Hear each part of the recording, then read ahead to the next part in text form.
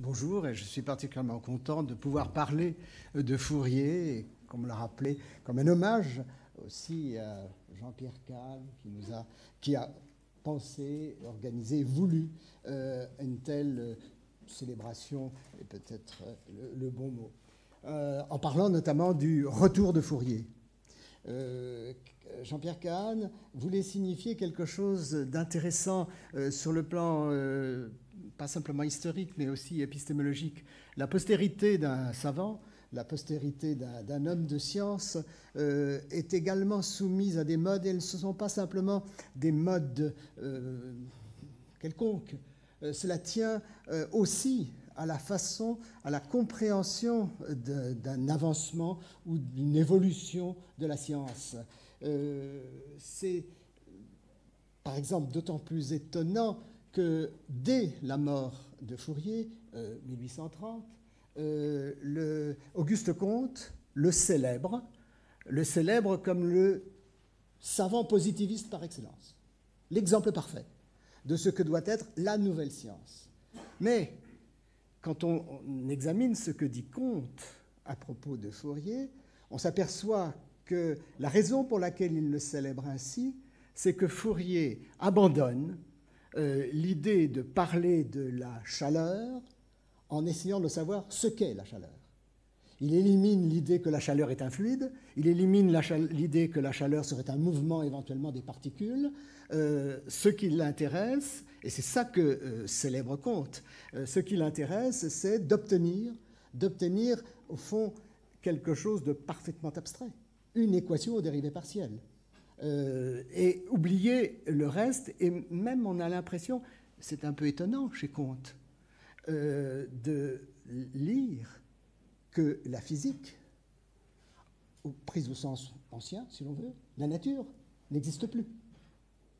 Donc une célébration de Fourier en 1830, elle est grande. Elle n'est pas majoritaire, mais c'est une célébration d'un certain type. Juste après, ça ne prend pas beaucoup de temps, mais juste après, c'est un autre type de célébration critique de Fourier, qui va s'étendre pratiquement jusqu'à la publication des œuvres complètes de Fourier par Darboux à la fin du siècle, pour aller vite, enfin 1888, si on veut être précis. Et là, c'est un autre style qui intervient. Et si on lit Darboux soigneusement, finalement, Fourier est quelqu'un qu'il ne faut pas suivre, parce qu'il se trompe à chaque fois sur des problèmes de convergence.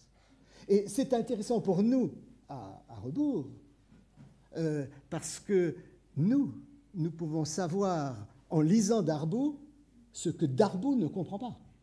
Je veux dire, alors, il ne s'agit pas de dire que Darboux est un imbécile, ce n'est pas le sujet, mais ce type d'études critiques de textes, d'études critiques des études critiques, nous enrichit pour savoir également comment la science, et vous voyez, je ne vais pas dire progrès, ce n'est pas ce mot-là que je vais employer, comment elle évolue par paliers, également par phénomène de postérité très, très étrange. Alors, je reviens sur Comte, qui cite Fourier, quand même, qui réduit la chaleur, la propagation de la chaleur, à 3 verbes simplement, ce qui est quand même assez étonnant. Alors il y en a un qui va être employé en double.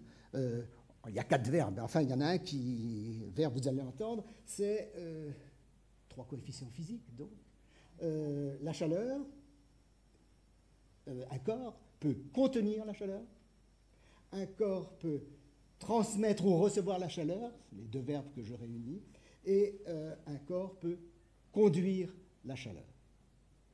Et si on lit le texte de Fourier, lequel texte? Le texte final, celui de 1822. Ce sont ces 3 verbes qui déterminent 3 coefficients. Ces coefficients, on les retrouve dans l'équation de la chaleur, j'exagère un petit peu, K sur CD, mais c'est cela dont il est question. Et voilà ce qui a été l'esprit analytique à un certain moment pour Fourier. Le Comte et toute une époque, même ceux qui vont faire la critique, ne s'intéressent absolument pas, mais absolument pas, à la manière dont Fourier a travaillé. Et en particulier, ne s'intéresse pas à ce qui, pour nous, aujourd'hui, à cause des séries éponymes, à cause de l'intégrale de Fourier, ou la transformation de Fourier, ne s'intéresse absolument pas à la façon dont elle est intervenue dans le raisonnement de Fourier, dans sa méthode scientifique, dans ce qui fait que une théorie mathématique a été fondée, ça c'est indéniable, mais une théorie mathématique, comme on l'a lu juste à l'instant, une théorie mathématique que Fourier estime être basée, ça nous surprend, basée sur la voie de la nature. Fourier ne dit pas la voie naturelle. La voie de la nature, c'est-à-dire que la nature fonctionne, en ce qui concerne la propagation de la chaleur, selon la théorie de Fourier. Je vais revenir là-dessus, mais juste l'idée qui est liée à cette affaire, Fourier est celui qui a inventé la notion de mode propre. Ce qui, sur le plan mathématique aujourd'hui, mode propre, fonction propre, vecteur propre, etc., ce qui, le plan mathématique, est trivial, enfin, trivial, fait partie de la culture élémentaire, simplement, c'est propre. Pour parler de quelque chose de physique qu'on explique par des mathématiques, ça, c'est une chose que Comte aurait pu souligner, enfin, nous estimons que Comte aurait pu souligner, qu'il n'a pas fait, et que pratiquement tout le XIXe siècle n'a pas fait. Le retour de Fourier, dont parle Kahn, c'est aussi cette compréhension que la mathématique est une forme de physique, c'est-à-dire s'occupe de choses de la nature. Ça, c'était ce que je voulais dire comme introduction. Alors, également, je parlais de postérité variable. Pas du tout pour m'en moquer, pour constater, et pour l'utiliser, bien entendu. Mais cette postérité, ces postérités variables, tiennent aussi à la façon dont les historiens, qui sont aussi bien des mathématiciens ou des physiciens intéressés par la chose, la question n'est pas de professionnaliser, mais dont les historiens racontent les choses. Et je trouvais qu'il était intéressant aussi de dire que, concernant Fourier, l'histoire des historiens, si l'on veut, au sens technique du terme, nous a apporté des choses nouvelles. Alors, vous pouvez me dire que ce sont des détails, mais je voulais commencer par montrer cette chose-là. C'est à peu près illisible, mais c'est un acte notarié. La tradition, jusque reprise par Robert et moi-même dans notre livre, la tradition était de dire que Fourier était devenu orphelin, de mère d'abord, puis de père, parce que le père avait, tout simplement, pour des raisons d'état misérable, de manque d'argent, quitté la famille. Et donc, vous voyez un peu le récit que l'on peut faire à partir de cela. Et ce n'est pas comme ça que les choses se sont passées. En fait, le père n'était pas pauvre au sens propre du terme, c'était un tailleur. Il y a quand même, à un certain moment donné, 6 employés. Quand un tailleur qui a 6 employés ne peut pas être considéré comme un citoyen pauvre, d'une part, mais il a fait faillite et il s'est suicidé. Et en 1778, quand il s'est suicidé, il est un nobody, c'est-à-dire qu'aucun registre, normalement, ne peut en parler. Ceci a été retrouvé relativement récemment. Il y a eu une réunion de famille pour savoir ce que l'on faisait des enfants, ce que l'on faisait des biens, comment on répartissait les choses. Alors, on me dirait c'est un détail. Je suis tout à fait d'accord. Mais c'est un détail qui a un grand avantage, c'est de permettre de vérifier que Fourier appartient à cette société bien particulière qui, en un sens, prépare la Révolution. Je veux dire, sous la forme suivante, il mise, le père et la famille mise sur l'éducation. Le jeune Fourier, ce n'est pas recueilli par l'Église par hasard, c'est la voie voulue par la famille pour faire autre chose. En un certain sens, c'est une notion de l'ascenseur social. Et voilà, là où Fourier, dans cette classe particulière, donc il n'y a aucune gêne à estimer que la rencontre que Fourier va faire plus tard avec Monge, mais aussi avec Laplace, qui participe de la même idée de méritocratie, c'est-à-dire de choix des élites, certes des élites en l'occurrence des élites intellectuelles pour cette affaire, c'est cet esprit-là qui est en cause. Il n'y a pas de la part de Fourier une sorte d'acceptation de la révolution par hasard. Cela fait partie, en quelque sorte, de ses gènes, de son organisation sociale. Ayant dit ceci, il me semble aussi que l'on peut, autre nouveauté, relire autrement les documents et d'abord se rendre compte, concernant Fourier, se rendre compte avec étonnement que Fourier ne rencontre le problème de la chaleur qu'en octobre 1804. En 1807, janvier 1807, pratiquement, à une exception près, dont je parlerai bien sûr, à une exception près, la théorie analytique de la chaleur est rédigée. Je veux dire, octobre 1804, début 1807. C'est extrêmement court. En tout cas, tout ce qui concerne série de Fourier, l'exception est près, et la théorie de la chaleur, bien sûr. Ce qui manque à Fourier, c'est l'intégrale de Fourier. Et la phrase, ce sera une autre année, une annus mirabilis de Fourier, en 1817, que l'on peut estimer liée à une rencontre avec Cauchy, ça c'est une autre affaire, mais Fourier est un exemple rare qui a eu deux grands moments de production scientifique. C'est un teigneux en quelque sorte, c'est-à-dire quelqu'un qui va jusqu'au bout et qui veut aller jusqu'au bout d'une théorie et qui, une fois qu'il est allé jusqu'au bout, se laisse aller à une certaine, il est compétent, mais une certaine indolence, il laisse passer les choses.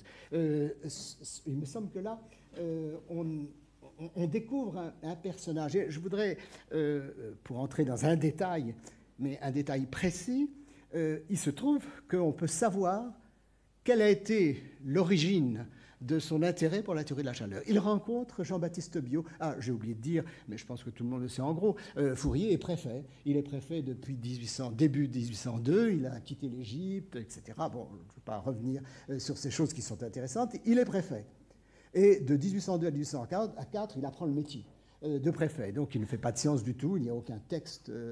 Et en 1804, il reçoit Jean-Baptiste Biot, qui vient de publier un petit texte dans lequel il y a une mesure sur une barre chauffée, une mesure de la chaleur, de la façon dont elle se propage. Alors, c'est très clair que l'idée est la suivante, c'est est-ce que le mouvement de la chaleur sur une barre, est-ce qu'au fond, on ne pourrait pas le représenter par une seule variable? Il y a la variable du temps, puis la variable x sur la barre, et est-ce qu'on ne pourrait pas, c'est posé un peu a priori, est-ce qu'on ne pourrait pas considérer ce mouvement comme donnant une loi logarithmique, une loi de décroissance exponentielle? D'où, petite idée que Biot a et que Fourier va condamner, c'est que, au fond, le logarithme devient une donnée physique. Je pourrais construire une table de logarithme c'est un peu aberrant, mais je pourrais construire une table de logarithme. Le logarithme, il est dans la nature. Voilà un peu l'idée de Biot. Et ce que Fourier va faire, il réagit pratiquement dans la semaine à cet article de Biot. Il réagit comment? En imaginant un certain type d'expérience d'abord. Et une des premières expériences, elle est pratiquement de novembre 1804. Hein. Octobre, il rencontre Biot, il discute. Novembre, son première expérience. C'est une expérience sur l'armille. Donc c'est un anneau de métal que l'on chauffe. La technique utilisée par Fourier est une technique connue de Lagrange et des autres, c'est-à-dire on remplace les points de cette armille. En fait, on a une variable angulaire que l'on pourrait dire pour l'armille, et puis on étudie la chaleur par le système qu'avait indiqué Biot. Simplement, Fourier donne des masses ponctuelles chauffées qui se transmettent, et il obtient un système. Bon, il y a une certaine linéarisation. Il obtient d'une équation du second ordre, et une certaine linéarisation, et il obtient un système atroce. Avec n masses, il le résout parce que c'est un système linéaire, finalement abominable, hein, mais il le résout. Et là, il y a rien de nouveau. Lagrange avait fait ça. On peut même dire qu'il y a une volonté de purisme, c'est-à-dire est-ce que je peux définir des intégrales uniquement par un processus physique? mais là, il y a quelque chose de profondément nouveau qui arrive. Il s'aperçoit que s'il se donne certaines données initiales, je veux dire données initiales, certains états de l'harmie à un certain temps, avec un certain type d'exponentielle, hein, c'est tout bête, le système de l'harmie reste stable. C'est ça les modes propres. C'est-à-dire alors stable, il faut expliquer un petit peu, mais c'est quelque chose se maintient. À partir de ce moment-là, Fourier a trouvé, véritablement trouvé, il n'a pas le flux, il n'a pas l'équation en dérivée partielle, etc., mais il a trouvé ce qui pour lui est l'essentiel, cette idée de stabilité de quelque chose. Et ça lui donne, et je vous donne, alors ça c'était la transcription, voilà l'harmie, c'est le simple dessin que nous ayons de Fourier, hein, c'est tout bête. Je ne vous passe par contre parce que c'est illisible. Enfin, si, c'est lisible, simplement, c'est illisible pratiquement parlant. Le système de calcul sur l'harmie, je vous donne là, sur l'harmie, la date, c'est intéressant. Il a pratiquement mis au point la fonction de l'harmie. On voit comment Fourier travaille. Il y a un texte qu'il fait écrire par quelqu'un, qu'il dicte très certainement, et il met des notes sur la gauche, et c'est daté de. Je ne le relis pas très bien, 1806, en tout cas, ça je suis sûr. Là, voilà le second. Le second est pratiquement organisation. C'est pratiquement un des seuls dessins de la théorie analytique de la chaleur. C'est-à-dire quelque chose d'extrêmement simple, évidemment physiquement irréaliste. C'est la barre métallique. Mais une barre métallique que l'on va chauffer à sa base et que l'on maintient, pour une barre métallique qui est chauffée, que l'on maintient fixe en dimension, hein, il n'y a pas le droit de s'écarter, et avec une température zéro à gauche et à droite. Et l'idée fondamentale de Fourier, ce n'est pas une astuce, c'est son idée des modes propres, c'est-à-dire, il a maintenant l'équation de la chaleur. Il est facile de voir, il s'occupe des affaires dans un cadre où le temps n'intervient plus, c'est-à-dire que la température, parce que j'ai noté f de x, y, c'est qu'il le note, la température ne dépend pas du temps. Et en fait, c'est le Laplacien de la température est égal à 0. Hein, et on savait trouver les solutions de cette affaire-là. Simplement, lui, ce qu'il invente, c'est un mode opératoire, à savoir, non pas résoudre, mais se poser une propriété a priori du système. C'est-à-dire, si je mets une certaine fonction f à la base, alors vous voyez que la fonction f, elle ne peut pas, excusez-moi, elle ne peut pas être quelconque. La fonction à la base, il faut quand même qu'aux deux bornes, ben, elle ait la température zéro. C'est mon imposition globale. Hein. Si je fais cela, quelles sont les fonctions que je peux mettre à la base qui se reproduisent parallèlement à elles-mêmes? Alors, ce qui revient à dire, en des termes anciens, c'est dire je cherche une température F à la base, mettons, il appelle ça F de Y, c'est comme ça. Je cherche une température F de Y telle que la température, quand j'ai monté de X, soit F de Y multiplié par H de X. C'est une méthode, on remplace une fonction par un produit. Mais si on dit ça, c'est une astuce. Pour Fourier, c'est un vecteur propre. C'est-à-dire, il cherche les vecteurs propres de la transformation. Il a montré qu'il y a à sa façon, qu'il y a une seule solution. Donc, il cherche les vecteurs propres de la transformation, donc c'est évidemment un opérateur linéaire, de la transformation qui fait passer de petit f à la température. Et, alors maintenant, la découverte. Mais il faut quand même qu'il y ait l'idée avant. L'idée ne vient pas après. La découverte, c'est les fonctions propres ne dépendent que de la géométrie de l'endroit où l'on regarde, du corps dans lequel on s'exprime. C'est-à-dire, ici, il trouve, compte tenu de ce qu'il a fait, il trouve des sinus, il faut que ce soit une fonction impaire, c'est un sinus, il a mis pi sur 2 et moins pi sur 2, il prévoyait quelque chose, etc. Il se trouve une infinité dénombrable de sinus, très bien, il a sa famille de propres, et alors pour lui, l'étape, elle n'est pas cruciale, c'est son axiome. C'est à partir du moment où la nature, la géométrie en l'occurrence, donne des fonctions propres, ces fonctions propres doivent suffire pour représenter n'importe quelle fonction à la base. Donc on est passé d'un point de vue physique à un point de vue mathématique, c'est-à-dire c'est parce qu'il faut qu'il y ait un théorème disant, dit en notre thème d'aujourd'hui, l'ensemble des fonction propre et complet dans son affaire, mais dans son système à lui, c'est pour représenter toute fonction arbitraire. Il y a une grande logique, et du coup, il a un moyen systématique d'étudier la théorie de la chaleur dans différents corps. Ce qu'il va faire, et c'est une affaire exhaustive assez rare dans le domaine physique, aussi bien que dans le domaine mathématique, c'est-à-dire le phénomène suivant: j'étudie différents corps, non pas pour remplir des pages, mais pour que chaque situation, alors différents corps, la lame, je vais étudier la sphère, le cylindre, ça me donne les fonctions de Bessel, qu'il n'appelle pas fonction de Bessel, etc. J'étudie systématiquement différents corps jusqu'à ce que l'étude d'un nouveau corps ne m'apprenne rien. La découverte de Fourier fut celle, en fait, qu'il avait oubliée quand il n'y a aucune limitation du corps, c'est-à-dire l'intégrale de Fourier. Et il ne la trouve qu'en 1817. Ça veut dire qu'il ne me reste plus rien du tout. Excusez-moi. Voilà ce que je veux dire, cette question Deux minutes. Alors, dans ce cas, je peux vous montrer ce que je voulais vous faire. Voilà le genre de choses que fait Fourier, c'est-à-dire aussitôt, il généralise la notion de fonction, il utilise systématiquement, parce qu'il a cette notion-là, et je voulais terminer par ce portrait qui est tout à fait étonnant, ce portrait de préfet. C'est, je crois, le seul préfet au monde qui est en train de lire Newton. Si vous regardez ceci, voilà ce que vous avez, c'est la très grande proposition de Newton sur la loi des airs.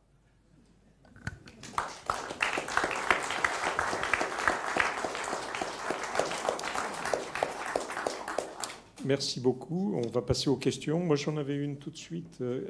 Ces modes propres, ils sont effectivement désignés comme ça dans ces écrits, ou est-ce que c'est nous qui les désignons comme modes propres? Le mot mode propre existe une fois, mais Fourier n'est pas un bavard. Donc, il ne se répète pas. Il commence, dans son expression de 1804, il parle de mode simple. Et puis, en 1806, ça devient mode propre. Et ce que je ne suis pas capable de faire, mais je vous ai parlé des difficultés de la postérité. Ce que je ne suis pas capable de faire, c'est de savoir comment le mot propre est passé. Je suis persuadé qu'il faut passer par Gauss et les eigenvalues, et que ce n'est pas lié à Fourier. Donc, les problèmes de postérité de cet ordre-là, mais il me semble que tout le monde a bien compris quand même qu'il y avait quelque chose de fondamental dans cette affaire. Une question là-bas, on va peut-être vous passer un micro là. Vous pouvez passer un micro. Non, mais comme ça, parce qu'on enregistre tout ce qui se passe aujourd'hui. Hein, et d'ailleurs, tout ceci est actuellement sur le web. Hein. Monsieur le professeur, vous avez terminé en citant Newton, ou en montrant Newton plutôt. Comme disait un de mes amis de l'Académie de pharmacie, on ne sait pas ce qu'il y a dans le cerveau d'un savant. Par contre, on peut s'intéresser aux lectures qu'il a faites à un âge plus ou moins avancé. Et ma question est la suivante. Est-ce qu'il aurait été influencé par la lecture des natural philosophers de la fin du XVIIe siècle, à la fois dans cette idée que vous avez développée fort bien et peut-être aussi dans d'autres démarches qu'il a faites? Oui, le phénomène. J'ai essayé d'étudier systématiquement, parce qu'on dispose d'une liste de livres qui étaient disponibles à son collège à Auxerre. Donc, ça ne veut pas dire qu'il les ait lus. Mais au moins, c'est sûr qu'il a pu être au contact. En fait, bon, il y a beaucoup de choses, mais il n'y a ni Hooke ni Boyle dans ces livres. Il y a l'encyclopédie, bien entendu, et un certain nombre d'autres ouvrages, mais pas les naturalistes anglais de la fin du XVIIe siècle. Par ailleurs, de façon assez étonnante, mais ça poursuit votre question, Fourier est un relatif ignorant en 1795, quand il vient à Paris. C'est clair, ça on peut le savoir, qu'il n'a lu aucun livre d'analyse. Il a lu des livres d'algèbre, il est passionné par un problème d'algèbre, le théorème de Descartes, mais il n'a lu aucun livre d'analyse. Mais ce qui est rare c'est que nous disposons de cours écrits par ces étudiants à son propre cours. Nous disposons de notes de Fourier sur ce qu'il lit. Et vous voyez, à quelques semaines près, c'est-à-dire, quand je dis semaines, d'abord ça s'appelait des décades, vous voyez qu'il apprend quelque chose et 10 jours plus tard, il fait le cours. Et ce n'est pas la même chose que ce qu'il a appris. Il y a eu, je ne dis pas que c'est génial, ce n'est pas mon problème, il a inventé une façon de présenter. C'est un lecteur particulier. Quand il lit, c'est un lecteur particulièrement actif, mais sur la théorie de la chaleur, j'essaie de répondre comme cela, il a extrêmement peu lu. Et d'ailleurs, on ne peut pas lui faire le reproche. J'ai parlé des modes simples, bien sûr, mais on pourrait dire, mais d'Alembert faisait ça pour trouver des solutions d'une équation en dérivée partielle. On divise d'une fonction, on a un produit. Donc il l'a pris là. Fourier a lu ces choses-là après. Et je crois qu'on peut lui faire confiance. Enfin, ses papiers montrent que c'est après, et je crois qu'on peut lui faire confiance. Jean Salençon. Oui, merci beaucoup pour cette conférence. Moi, je ne vais pas parler de technique mathématique, simplement quelque chose de plus anecdotique, qui se rattache à ce que vous avez appelé l'amour de Fourier pour l'éducation. Donc, lorsqu'il était préfet, il a eu l'occasion de donner un conseil à un certain Louis Vicat. Louis Vicat, dont certains connaissent certainement le nom, puisqu'il est considéré en France comme l'inventeur du ciment artificiel. Donc Louis Vicat, qui avait à l'époque 16 ans, était parti s'enrôler comme mousse sur un bateau à Toulon. On lui avait fait comprendre que ce n'était pas vraiment sa vocation. Il est rentré à Grenoble, en fait il était à Voiron. Et là, grâce à un pseudo-oncle qui s'appelait M. Chabert, qui était mathématicien et qui connaissait Fourier, il a rencontré Fourier, qui lui a conseillé de préparer l'école polytechnique, ce qu'il a fait. Il est rentré à l'école polytechnique en 1814, je crois, 1814. Ensuite, il est parti dans les ponts et chaussées, et à la construction du pont de Souillac, c'est là qu'il a eu largement le temps d'inventer le ciment artificiel qu'on a célébré l'an dernier. On a célébré l'an dernier les 200 ans du mémoire sur les ciments artificiels. Je voulais apporter cette petite note parce qu'elle est historique et elle montre l'impact que peut avoir Fourier, qui avait été le premier successeur de Lagrange. Alix, il apparaît juste sur le tableau 1795 comme successeur de Lagrange. Voilà, merci. Est-ce que je peux montrer juste une image qui est une première du point de vue de l'iconographie? C'est la première représentation d'un mathématicien enseignant et écrivant au tableau. Nous n'avons aucun exemple de mathématicien écrivant au tableau. Nous ne savons pas comment en 1750 ou en 1650 on faisait des mathématiques en classe. Là, c'est clair. Je peux dire aussi quelle est la leçon qu'il est en train de faire. Ça a été pris en 1797 sur le vif, ce phénomène de Fourier pédagogue, de Fourier enseignant, Vicat, mais tout le monde connaît Champollion. Et quelques autres, est une chose assez étonnante. Là aussi, phénomène de postérité. Bon, l'image est un petit peu rabaissée. Il ressemble terriblement à Bonaparte. Mais nous sommes en 1797. La mode. Il y a une question là-bas derrière. Là. Donc c'est Olivier Pironneau. J'avais lu que Fourier avait eu beaucoup d'opposition des collègues qui disaient que tout ce qu'il faisait était faux. Qu'est-ce que vous en pensez ? Sur les collègues ou sur les... sur la vérité historique de ce que je dis. Non, mais tout à fait. C'est ce que j'ai parlé de la difficulté de la postérité. Lorsque Fourier présente son affaire en 1807, c'est reçu d'une drôle de façon, précisément à cause on peut appeler ça un préjugé. Le préjugé est celui de Lagrange essentiellement, mais Laplace le partage, et il n'est pas le seul.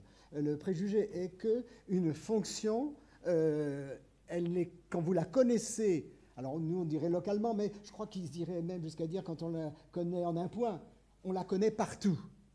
Or, ce que Fourier montre, c'est que suivant que vous prenez une fonction, suivant la périodicité que vous donnez à votre fonction, vous prenez par exemple une fonction en dents de scie, comme ça. Hein, mais si vous prenez votre fonction comme ça, vous aurez une autre périodicité, vous n'aurez pas la même série de Fourier. Si à partir du moment où vous pensez que dès que vous connaissez la fonction quelque part, vous la connaissez partout, ces rues de Fourier sont impensables. Et Lagrange et quelques-uns sont bloqués, et on voit très très bien. Et leur réaction, je crois que c'est une réaction tout à fait, chez Lagrange en tout cas, quand vous êtes bloqué devant quelque chose, vous le mettez de côté. Il ne dit pas c'est faux. Simplement, il ne se passe rien. Il y a un petit malin, c'est Poisson. Poisson, parce qu'il est mis dans l'affaire, Poisson lit l'affaire de Fourier. Il a parfaitement compris, lui. Parfaitement compris. Et il publie sous son nom tout de suite. En disant que des choses de M. Fourier, voilà ce qu'on peut déduire. Mais, réponse à, mais la méthode de démonstration de M. Fourier n'est pas bonne. Les équations sont bonnes. Les résultats est bon, mais la méthode n'est pas bonne. Voilà comment il faudrait faire. Et c'est pas idiot ce que fait Poisson. Hein. Il prend une intégrale, il donne les résolutions de l'équation. Mais la réaction va être assez forte. Et peut-être que la ténacité ou la pugnacité, peut-être même le côté teigneux, j'ai employé ce mot, de Fourier, il est là. C'est-à-dire, OK, on ne veut pas me comprendre, qui puis-je convaincre? Lagrange, il est vieux, c'est impossible. Lacroix, il ne sait rien, c'est pas un bon. Il y en a un que je dois convaincre, Laplace. Mais je suis préfet, donc je n'ai pas le droit de quitter mon endroit. Bon, je vais m'arranger avec Bonaparte, je le connais, il va accepter mes absences. Fourier vient, voyage à Paris, nous avons des lettres précises à ce sujet, voyage à Paris, et il se prend Laplace. Et Laplace est convaincu. Et voilà le résultat. C'est dire que c'est un homme qui sait bien s'organiser, qui est sûr de son fait, et qui sait où aller, non pas par... Il n'y a pas d'influence politique dans cette affaire-là, c'est une affaire... ils ne veulent pas comprendre, ils vont comprendre. Je crois que c'est... Voilà. On va s'arrêter là pour suivre notre plan, et on remercie encore une fois Jean Dombre.